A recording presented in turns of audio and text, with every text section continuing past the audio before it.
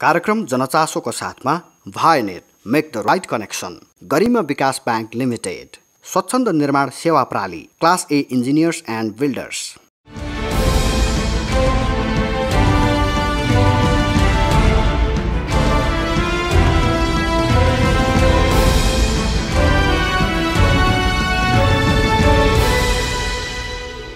दर्शकबिन नमस्कार। कार्यक्रम जनचासोको अर्को नयाँ श्रृङ्खलामा यहाँलाई हार्दिक स्वागत छ। सरकारले जारी गरेका स्वास्थ्य सुरक्षा सम्बन्धी मापदण्ड पूर्ण रूपमा पालन गर्ने जिम्मेवारी आम नागरिकको पनि हो। यो अवस्थामा तपाईँ हामी सबै सतर्क रहौँ, संयम रहौँ, आफू बचौँ र अरूलाई पनि बचाउँ। समसामयिक चासो, चिन्तन र सरकारका विषयमा केन्द्रित हुने कार्यक्रम जनचासोको आजको श्रृङ्खलामा नेपाललाई फलफुलमा आत्मनिर्भर बनाउन राष्ट्रिय फलफुल विकास केन्द्रले खेलेको भूमिकाको एक विशेष सामग्री प्रस्तुत गर्दैछौँ र पूर्ण सभा चित्रकारको जीवन कथा प्रस्तुत गर्दैछौँ। दर्शकबिन, जैविक, भौगोलिक तथा जलवायुको विविधताका कारण नेपाल फलफुल खेतीका दृष्टिकोणले विश्वमै प्रचुर सम्भावना रहेको देश हो। फलफुल खेती व्यवसाय तथा खाद्य सुरक्षाका दृष्टिले मात्र नभई रोजगारी, निर्यात, व्यापार र विदेशी मुद्रा आर्जनका हिसाबले पनि नेपालको अर्थतन्त्रको आधारशिला हुन सक्छ। यसकारण फलफुल खेतीमा विविधीकरण, गुणस्तरीय उत्पादन तथा व्यवसायीकरणसँगै मूल्य अभिवृद्धि र बजार माग अनुसारको उच्च गुणस्तर कायममा जोड दिनु आजको आवश्यकता हो। यसै आवश्यकतालाई मध्यनजर गर्दै स्थापित राष्ट्रिय फलफुल विकास केन्द्रले हिमालदेखि तराईसम्मको भौगोलिक तथा वातावरणीय अनुकूलताका आधारमा विभिन्न कार्यक्रम अघि सारेको छ। फलफुल बालीको व्यवसाय प्रवर्धन मार्फत राष्ट्रिय लक्ष्यमा सघाउ पुर्याउन केन्द्रले अघि सारेका रणनीति तथा सञ्चालित कार्यक्रमका बारेमा तयार पारिएको यो सामग्री।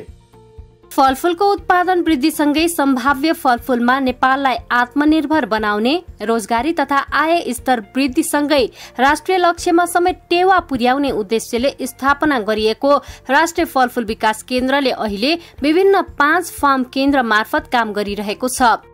गुणस्तरीय फलफुलको उत्पादन तथा उत्पादकत्व वृद्धि, निर्यातमा प्रवर्धन तथा फलफुल उपभोगमा वृद्धि गर्दै नागरिकको पोषण स्वास्थ्यमा समेत सुधार गर्ने केन्द्रको लक्ष्य छ। महत्त्वपूर्ण सेवा चाहिँ बिरुवाको स्रोत कहाँ किन्न पाइन्छ, त्यसको मापदण्ड अनुगमन नियमन गरेर यसरी गर्ने भन्ने किसानहरूलाई सहजीकरण गर्ने। दोस्रो चाहिँ फलफुलकै प्रविधिहरू छन्, विभिन्न फलफुल कसरी लगाउने, फलफुलको स्याहार सम्हार कुन सिजनमा कसरी गर्ने, त्यस्तै गरेर समस्या समाधानको कामहरू पनि हामीले परामर्श दिने र स्थलगत अनुगमन गर्छौँ। कति कुराहरू चाहिँ हामीले एक्लै गर्न सकेन भने हाम्रो अनुसन्धान केन्द्र छ, नेपाल कृषि अनुसन्धान केन्द्र अन्तर्गत पनि विभिन्न बागवानी अनुसन्धान केन्द्रहरू छ। जस्तै सुन्तलाको चाहिँ सुन्तला जात अनुसन्धान कार्यक्रम भनेर पारिपाटलेमा छ, उहाँहरूसँग सहजीकरण गरेर र यो समाधानतर्फ चाहिँ हामीसँगै जानको लागि सहजीकरणहरू गर्छौँ। त्यस्तै गरेर जातीय सम्वर्धन र यो दर्ता प्रक्रिया पनि हामीले नार्कसँग मिलेर गर्छौँ र फलफुलको हिसाबमा चाहिँ जस्तै एकदमै कम जातहरू मात्रै दर्ता भएको छ। अब हामीले चाहिँ त्यसलाई अझै बढाउनु पर्यो। परम्परागत पहिल्यैदेखि गरिरहेका फलफुल पनि छन्, अनि बिचमा चाहिँ हामीले राम्रो जातहरू बाहिरबाट ल्याएर लगाएको पनि छ होइन। त्यो चाहिँ हाम्रो स्थानीय तहमा किसानहरूको बारीमा राम्रोसँग फलिसकेको छ। त्यस्तो जातहरूको जातीय दर्ता गर्ने, त्यसपछि त्यसको सम्वर्धन गरेर अनि बिरुवा उत्पादन गर्ने त्यो र अनि त्यसपछि कहिलेकाहीँ नयाँ फलफुलहरूको पनि हाम्रो किसानहरूले बाहिरबाट टेस्ट गरेर आउनुभयो कसैले होइन। र यो चाहिँ म लगाउन चाहन्छु, यसको प्रविधि के होला भन्नु भने हामीले त्यो पनि अनुसन्धान केन्द्रसित मिलेर सकेसम्म अलिकति चाहिँ हाम्रै फार्म केन्द्रहरूमा लगाएर त्यो कस्तो हुन्छ भनेर। जस्तै अहिले ड्र्यागन फ्रुटको एकदम बाहिर चर्चा पनि आइरहेको छ, बिरुवाहरू पनि उत्पादन भएको छन् र त्यो चाहिँ कस्तो हुन्छ त भनेर हामीले सानो स्टडी गर्नाले यही समशीतोष्ण बागवानी केन्द्रमा पनि यो वर्ष लगाएको छौँ। नेपालमा पछिल्लो समय स्वास्थ्यप्रतिको चासो विस्तारसँगै फलफुलको उपभोग बढ्न थालेको छ।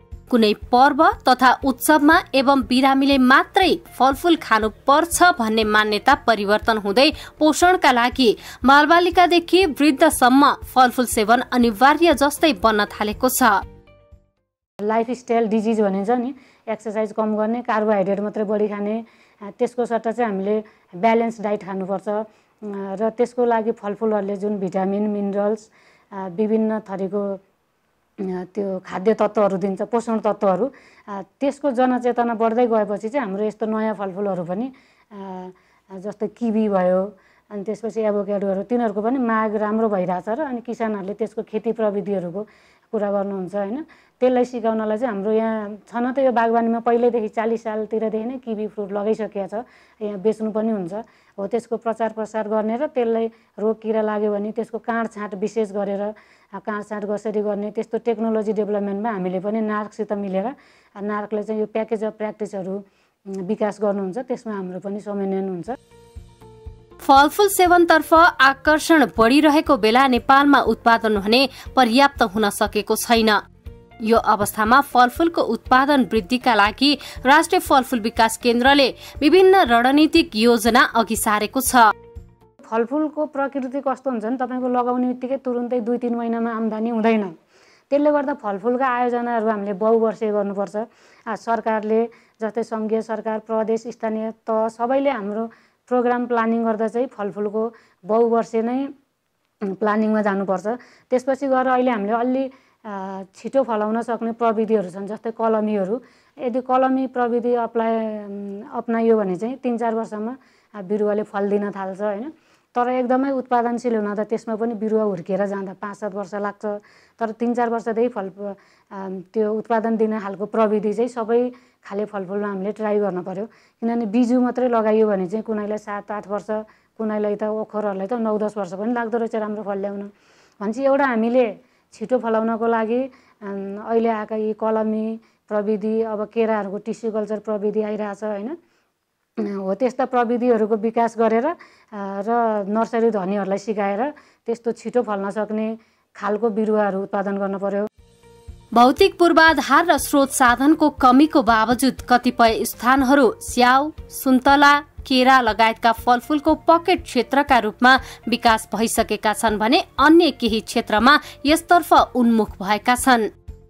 सिजनको बेला आँप, सुन्तला, केरा लगायत केही फलफुलमा मुलुक छण्डै आत्मनिर्भर उन्मुख रहे पनि स्याउ, अंगुर, अनार लगायत बेमौसमी फलफुलमा परनिर्भर नै रहेको छ। स्याउको चाहिँ 70-80% बाहिरबाट आएको देखिन्छ। सुन्तलाको कुरा गर्नुभयो भने हाम्रो मेन सिजनमा जस्तै मङ्सिर, पुस, माघ, फागुन यो 4 महिनामा चाहिँ खास यो कालीमाटी उसमा बाहिरको सुन्तला 10%-20% मात्रै आउँछ। अरू 80%-90% नेपालकै छ। र त्यो जुन स्वाद हुन्छ नि बाहिरको एकदम माग घट्यो भनेर यसपालि न्युजहरूमा पनि आइरहेको थियो। र त्यो बाहेक अरू बेला अफ सिजनमा चाहिँ अलिअलि बाहिरबाट पनि आउँछ। किनभने हाम्रो अहिले धेरै एकदम कोल्ड स्टोरमा राखेर अनि अफ सिजनमा बेच्ने सिस्टम पनि छैन। अलिअलि त राख्नुहुन्छ र कसैले चाहिँ बोटमै राख्नुहुन्छ फागुन चैतसम्म, तर त्यो चाहिँ एकदम कम भयो। र मेन सिजनमा चाहिँ सुन्तलाको नि 80-90% चाहिँ नेपालकै उत्पादनले पुग्छ। पछिल्लो समय व्यावसायिक फलफुल खेतीप्रति आकर्षण बढ्दै गएकोले केन्द्रले आर्थिक वर्ष 2073-74 देखि 2083 सम्मका लागि फलफुल दशकका रूपमा घोषणा गरेको छ। त्यसैले केन्द्रले फलफुलका बिरुवा उत्पादन, वितरण तथा बगान विस्तारका कार्यक्रमलाई विशेष जोड दिँदै आएको छ। फलफुल दशक अन्तर्गत हाम्रो 73-74 देखि 83-84 10 वर्षको पिरियडलाई चाहिँ हामीले फलफुल दशक भनेका छौँ। र यसमा चाहिँ व्यापक फलफुलको क्षेत्रफल विस्तार भइरहेको छ। र यो वर्ष हामीले 177वटा स्थानीय तहमा कम्तीमा पनि 3-4 हजार हेक्टर एरिया बढी हुने हिसाबले सशर्तमा अनुदान पठाएका छौँ। र त्यो बिरुवा सबै रोपण भयो भने त्यस्तै गरेर प्रदेशहरूले पनि राख्नु भएको छ, स्थानीय तहले आफै राख्नु भएको छ। त्यस्तै हाम्रो वन मन्त्रालयले पनि यो बिरुवा रोपण वर्षमा पनि फलफुलको 30% बिरुवा रोप्ने भनेर उहाँहरूले पनि रोपिराख्नु भएको छ। र हिजो आज धेरै ठाउँहरूमा 1000-1200 कतै त लाख बिरुवा पनि रोपिएको भनेर यो सरकारी जग्गाहरू, खाली जग्गाहरू होइन, त्यस्तै गरेर वनको त्यो किनारहरूमा जहाँ चाहिँ खाली छ त्यस्तोमा पनि लगाएको छ। र यो सबै बिरुवाहरू उत्पादनशील हुन थालेपछि चाहिँ हाम्रो यो आयात चाहिँ घट्दै जान्छ। नेपालको भौगोलिक विविधता र हावापानीको विशिष्टताका कारण संसारको हरेक कुनामा उत्पादन गर्न सकिने फलफुलहरू नेपालमा उत्पादन गर्न सकिने भए पनि फलफुल उत्पादनमा अपेक्षित उपलब्धि हासिल हुन सकेको छैन। कुनै पनि व्यक्तिलाई जात जाति, समुदाय, पेशा वा व्यवसायको आधारमा कुनै पनि निजी तथा सार्वजनिक स्थानमा छुवाछुत तथा विभेद भएमा यसलाई गम्भीर सामाजिक अपराध भएको ठहरिन्छ र जातीयताको आधारमा गरिने छुवाछुत तथा विभेदलाई कानुनी रूपमा दण्डनीय पनि मानिन्छ। साथसाथै यसले व्यक्तिको मौलिक अधिकारलाई समेत कुण्ठित गराउँछ। यस्ता अपराधहरू कहीँ कतै कुनै व्यक्तिबाट हुन गएमा र भएमा 3 महिनादेखि 3 वर्षसम्म कैद र 50,000 देखि 2 लाखसम्म अथवा दुवै सजाय पनि हुन सक्छ। यस्ता अपराधहरू भनेका कानुनी मामिलाहरू हुन्। त्यसैले यी अपराधहरूलाई आफूको मेलमिलापमा निरूपण गर्न सकिँदैन। यी अपराधहरू कहीँ कतै देखेमा भएमा र स्वयं आफै पनि सहेर बसेमा अपराध नै ठहरिन्छ। त्यसैले यस्ता क्रियाकलापहरू कहीँ कतै देखिहालेमा र आफैमा भइरहेको छ भने साहस जुटाएर नजिकैको प्रहरी चौकी अथवा राष्ट्रिय दलित आयोग वा राष्ट्रिय मानव अधिकार आयोगमा यथाशीघ्र उजुरी गरिहाल्नुपर्छ। जनचेतनाका लागि नेपाल सरकार कानुन न्याय तथा संसदीय मामिला मन्त्रालय संस्थागत सुधार मार्फत न्यायमा पहुँच अभिवृद्धि परियोजना तथा UNDP को सहकार्यमा दलित सेवा संघद्वारा जनहितमा जारी सन्देश। कार्यक्रम जनचासोको साथमा Vianet make the right connection, Garima Bikas bank limited, Swachhanda Nirman Sewa प्रणाली, class A engineers and builders. दर्शकबिन, कार्यक्रम जीवनयात्रा स्तम्भ अन्तर्गत हामीले सामाजिक तथा राष्ट्रिय जीवनमा महत्त्वपूर्ण योगदान पुर्याएका तथा प्रेरणादायी सङ्घर्षका कथा प्रस्तुत गर्दै आएका छौँ। कतिपय मानिस जीवनलाई सरल रेखामा छोडिदिन्छन् भने कतिपय मानिस भइरहेको भन्दा पृथक र नयाँ अभ्यास गर्ने विद्रोही स्वभावका हुन्छन्। त्यस्ता कतिपय व्यक्ति कालान्तरमा व्यक्तिगत जीवनमा मात्र नभएर सामाजिक रूपान्तरमा समेत महत्त्वपूर्ण साबित हुने गर्दछन्। पञ्चायतकालीन समयमा वामपन्थी राजनीतिमा होमिएकी काठमाडौँकी पूर्णसभा चित्रकार, शिक्षकदेखि मजदुर आन्दोलनमा समेत अग्रणी भूमिका भएकी नेत्री हुन्। सङ्गठन विस्तारकै सिलसिलामा कम्युनिस्ट नेता सुरेन्द्र पाण्डेसँग अन्तर्जातीय विवाह गरेकी पूर्णसभा पछिल्लो समय भने गैर सरकारी संस्थामा आबद्ध रहेर सामाजिक न्याय र विकासमा समर्पित छिन्। अब हेरौँ उनैको सङ्घर्षको कथा।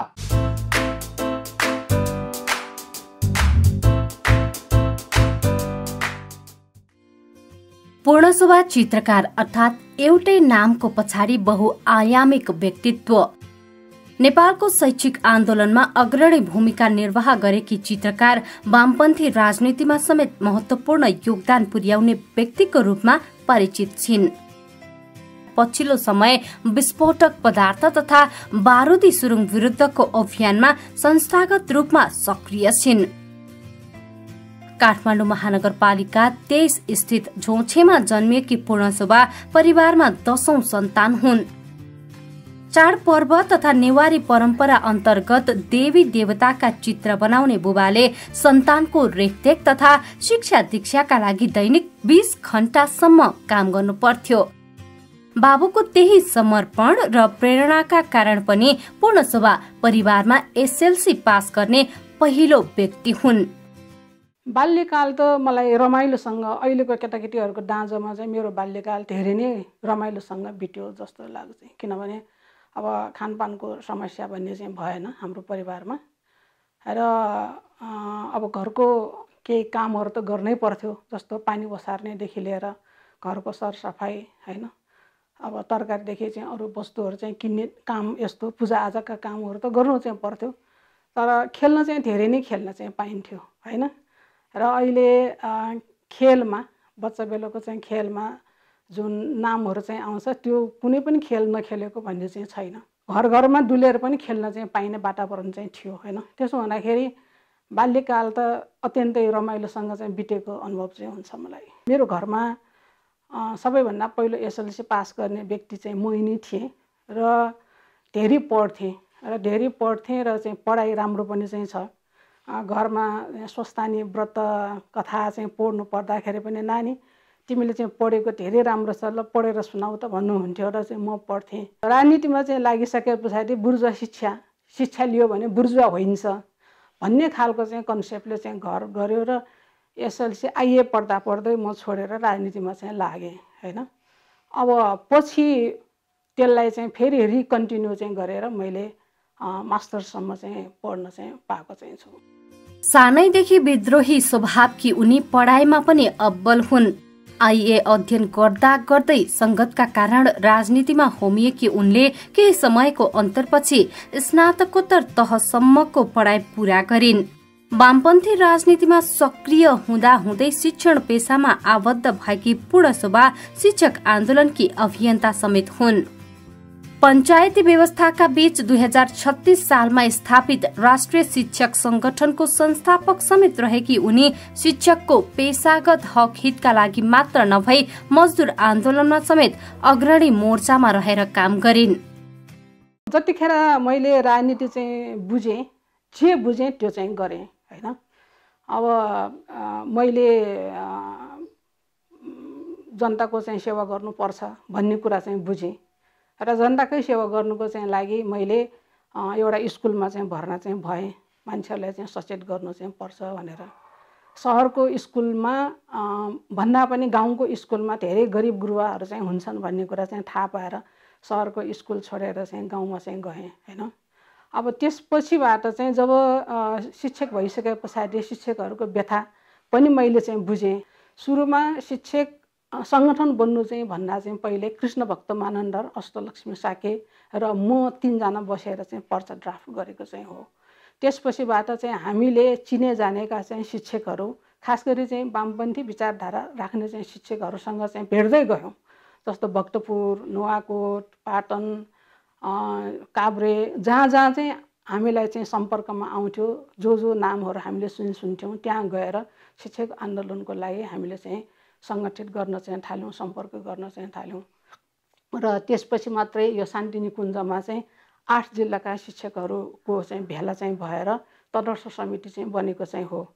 त्यसपछिबाट 2036 सालमा चाहिँ हिटौँडामा एउटा राष्ट्रिय शिक्षक सङ्गठन भयो। जस्तो 16 जना शिक्षक गर्नु चाहिँ हुन्थ्यो हैन। जनताको बिचमा चाहिँ जानुपर्छ भन्नेबाट शिक्षकबाट राजीनामा चाहिँ दिएर उहाँले चाहिँ मजदुर भएर एउटा चाहिँ झुत्रो लुगा लाएर मेरो जागिर पनि छैन, केही पनि चाहिँ छैन, खानेकुरा केही पनि छैन भन्दै गरिबको भेषभूषामा चाहिँ उहाँले त्यहाँ बालजो औद्योगिक क्षेत्रमा चाहिँ उहाँ मजदुर भएर चाहिँ जानु चाहिँ भयो। अब अष्टलक्ष्मी साके आफ्नो शिक्षक पेसा चाहिँ छोडेर चाहिँ भूमिगत चाहिँ हुनु चाहिँ भयो। शिक्षक आन्दोलनको नेतृत्व पछि अस्त चाहिँ भूमिगत भइसकेपछि मेरै जिम्मामा चाहिँ पर्न चाहिँ आयो र त्यसरी चाहिँ नेतृत्व गर्दै अगाडि चाहिँ बढेको चाहिँ थियो। वामपन्थी आन्दोलनमा सक्रिय हुँदा नेताहरूसँग साथ संगत बढी नै भएका कारण उनको बिहे धादिङबाट राजनीतिक उठान गरेका नेता सुरेन्द्र पाण्डेसँग भयो। त्यसबेला अन्तर्जातीय विवाह सजिलो थिएन, तर विद्रोही चेतले त्यो सम्भव बनायो।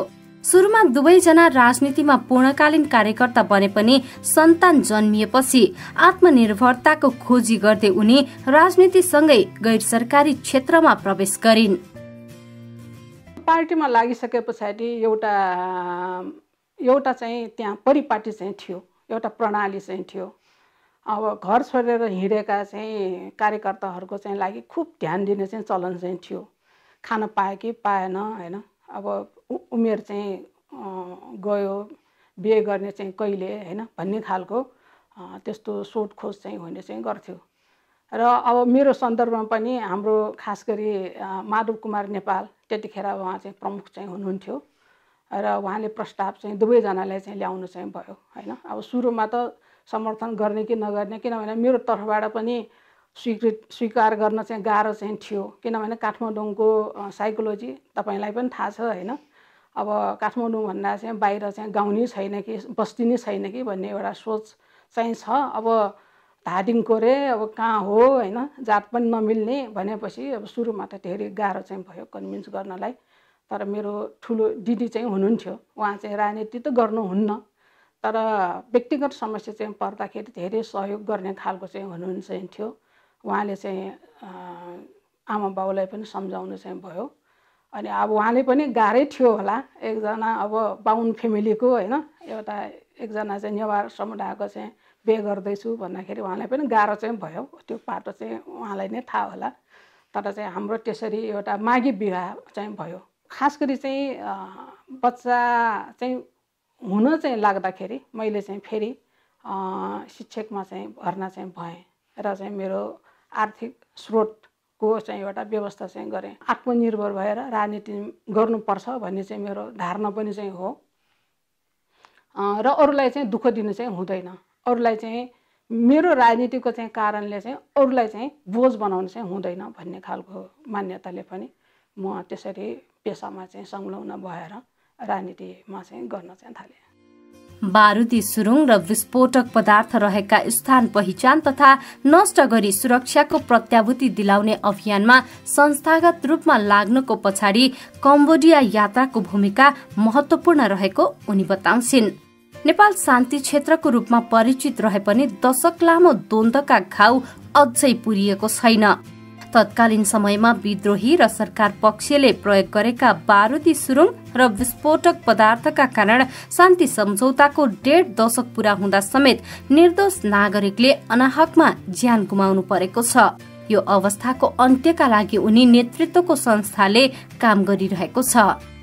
बाँच्न पाउनु पर्छ। बाँचुन्जेल हामीले गर्ने कुराहरू चाहिँ धेरै हुन्छ, तर मान्छे मरि नै सकेपछि त उसले गर्न चाहिँ सक्दैन। अब मर्नु त एउटा पाटो हो, तर बाँचेका चाहिँ मान्छेहरू पनि धेरै दुःखका साथ बाँच्नु चाहिँ पर्छ। जस्तो एउटा उदाहरण दिउँ, अब त्यस्तो उदाहरण त सयौं चाहिँ छन्। एउटा उदाहरण हाम्रो कृष्णबहादुर घिसिङ विस्फोटनमा परेपछि त्यो स्पाइनल कर्ड इन्जुर चाहिँ भयो। भइसके पछाडि आफू एक ठाउँमा, श्रीमती अर्को ठाउँमा, छोराछोरीहरू अर्को ठाउँमा बसेर बाँच्नु चाहिँ पर्यो हैन। र अहिलेसम्म पनि व्हीलचेयर युज गरेर व्हीलचेयरमा चाहिँ चढ्न ओर्लिन कहीँ जानको चाहिँ लागि अरूको चाहिँ सहायतामा चाहिँ बाँच्नु परिरहेको चाहिँ छ हैन। ऊ पहिले एउटा पेसा गर्थ्यो, ड्राइभिङ गर्थ्यो, कमाउँथ्यो, परिवारलाई चाहिँ पाल्थ्यो, आफ्नो परिवार भन्ने भयो। तर अहिले आफ्नो कमाइ चाहिँ नहुँदाखेरि दिनदिनै आफ्नो दिनानुदिन बाँच्नको चाहिँ लागि पनि अरूको भर पर्नुपर्ने स्थिति चाहिँ आयो। यस्तो हतियार प्रयोग गरेर जित कसको चाहिँ भयो त? जनताको जित भएन भन्दाखेरि कुनै पनि पार्टी, राजनीतिक पार्टीको जित हुन सक्दैन। जनताको जित भएन भने कुनै पनि राजनीतिक नेताहरूको जित हुन चाहिँ सक्दैन। राजनीतिक तथा सामाजिक क्षेत्रबाट खारिँदै यहाँसम्म आइपुगेकी पूर्ण शोभाको बुझाइमा जीवन एक वरदान हो र यसलाई उच्चतम सदुपयोग गर्नुपर्छ। जीवन यात्राका हरेक घुम्तीको हन्डर ठक्करले सफलताको बाटो अझै फराकिलो बनाउन मद्दत गर्छ। निरन्तरको लगाव र मेहनत नै सफलताका लागि ब्रह्मसूत्र हुन् उनको बुझाइमा। पछिल्लो समय सामाजिक अभियानमा सक्रिय भए पनि राजनीतिबाट विमुख हुन नसक्ने उनी आफ्नो जीवनकालका अविस्मरणीय क्षण यसरी सम्झिन्छन्। म सफाई मजदुर आन्दोलनकै नेतृत्व चाहिँ गरेँ र जिन्दगीमा कहिले पनि टाउको उठाएर कुरा गर्न चाहिँ नपाउने समुदायले अफिसमा गएर टेबलमा बसेर कुरा गर्ने चाहिँ मौका चाहिँ पाए। त्यो एउटा साह्रै नै खुसीको विषय चाहिँ थियो। त्यो मलाई चाहिँ सम्झना चाहिँ छ, हामी 3 जना बसेर कुराकानी गरेर एउटा पर्चा चाहिँ ड्राफ्ट चाहिँ गऱ्यौँ। पर्चा ड्राफ्ट गरेर मैले स्टेन्सिलमा चाहिँ कोरेँ त्यो पर्चा। त्यसपछिबाट सफाई मजदुरकै बस्तीमा चाहिँ गएर त्यसलाई चाहिँ छापेँ। त्यसपछि बालजुमा चाहिँ आन्दोलन भइरहेको चाहिँ बेलामा त्यहाँ लगेर चाहिँ छरेको चाहिँ हो सुरुको दिनको। अब त्यसले आज देशव्यापी एउटा सङ्गठन चाहिँ बन्यो। अब पछि हालांकि धेरैवटा चाहिँ सङ्गठनहरू चाहिँ बने। सरकारी कर्मचारीहरू भनेपछि एकदम जुत्ता तल्काएर फाइ फुइ गरेर चाहिँ आउँथे। शिक्षकहरू टाउको निहुरेर चाहिँ नमस्ते गर्नु पर्थ्यो शिक्षकहरूले, र उनीहरूको तलब पनि बढ्दैन थियो। अर्को सुविधा पेन्सन सन्सनको सुविधाको त कुरै छोडौँ, 50, 100, 200 रुपियाँ चाहिँ बढाउनुको लागि आन्दोलनै गर्नु पर्थ्यो। यस्तो खालको चाहिँ स्थिति थियो। आज सरकारी कर्मचारी चाहिँ र शिक्षकहरूले चाहिँ सम्मान पाए चाहिँ सुविधा पाएको चाहिँ छ। त्यो पनि एउटा बिर्सन एउटा सम्झाउनु पर्ने विषय हो। अर्को भनेको एउटा महिलाले हतियारको बारेमा कुरा चाहिँ उठायो। नेपालको सन्दर्भमा यो कसैले गरेको चाहिँ थिएन, मैले चाहिँ गरेँ र चाहिँ अहिले सफल पनि चाहिँ भयो। राष्ट्रिय इस्यु चाहिँ बन्यो, त्यसमा पनि सम्झिन लायककै कुरा चाहिँ भयो। मान्छेहरू ठान्छन् अब तिमी त सांसद पनि भएनौ, केन्द्रीय कमिटीमा पनि छैनौ, तिमी राजनीतिबाट निष्क्रिय भएको हो कि भन्छन् होइन। अब मलाई राजनीतिबाट सक्रिय पार्नलाई त पार्टीकै भूमिका चाहिँ हुन्छ नि। सक्रिय र निष्क्रिय भनेको पद मात्रै चाहिँ होइन र सक्रिय र निष्क्रियको परिभाषा जीवनमा मान्छेहरूले चाहिँ गर्ने चाहिँ कामहरूबाट चाहिँ परिभाषित चाहिँ हुन्छ।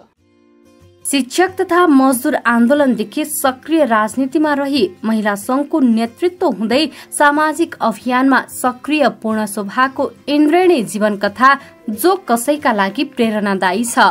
हरेक अप्ठ्यारा सँगै सम्भावनाका द्वार पनि खुलै रहन्छन् र एकपटक असफल हुँदैमा निराश हुनु हुँदैन भन्ने कुरा पनि उनको जीवन संघर्षबाट बुझ्न सकिन्छ।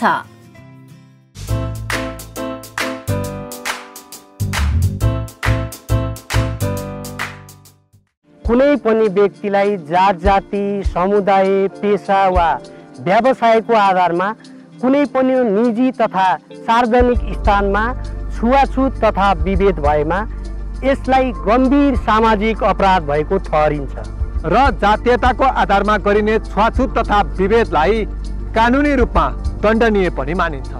साथसाथै यसले व्यक्तिको मौलिक अधिकारलाई समेत कुण्ठित गराउँछ।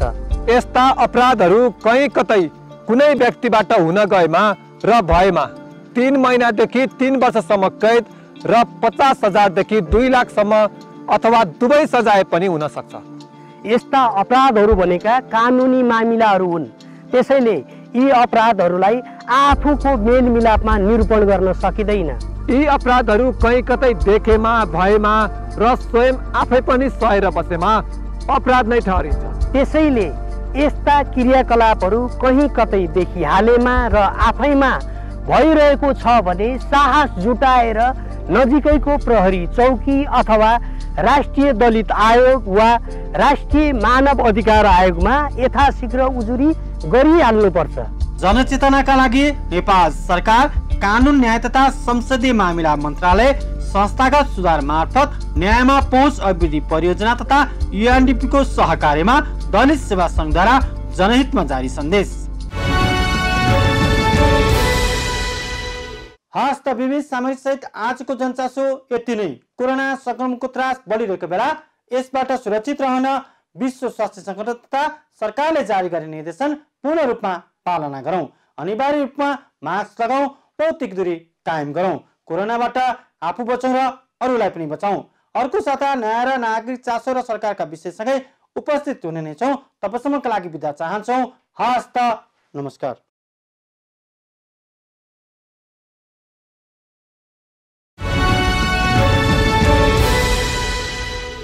कार्यक्रम जनचासोको साथमा Vianet make the right connection, Garima Bikas bank limited, Swachhanda Nirman Sewa प्राली, class A engineers and builders.